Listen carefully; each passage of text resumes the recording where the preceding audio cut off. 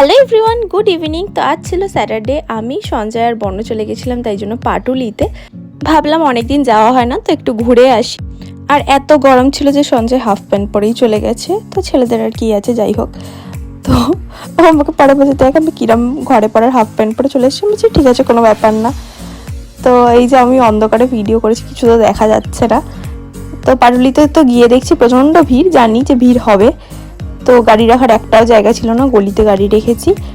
আর হচ্ছে এখানে তো ফুড স্টলগুলো তো বেশি ভিড় ছিল, ওগুলো আমি ভিডিওই করিনি। আর এই জায়গাগুলো একটু ফাঁকা ছিল, তার জন্য আমি ভিডিও করেছি নিজের। আর সঞ্জয় তো সবসময় জানি না কেন আমার মুখের সামনে নিয়ে চলে যায় ক্যামেরাটা, তো আজকেও তাই করেছে। আমি সেটাই বলছিলাম, তুমি কেন সবসময় মুখের সামনে নিয়ে চলে আসো ক্যামেরাটা। আর এই যে আমরা তিনজন যেহেতু বসার সিট পাইনি, তাই জন্য ঘুরেই বেড়াচ্ছিলাম, আর কি করবো।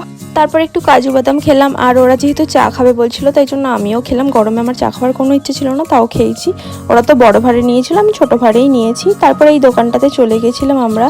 এখানের কাবাব তো খুবই ভালো লাগে আমার, তবে কাবাব শেষ হয়ে গেছিলো, তাই পকোড়া আর মিক্সড নুডলস নিয়েছিলাম। তারপর বাড়ি চলে যাই। তো ভিডিওটা ভালো করে লাইক করে দিও, টাটা।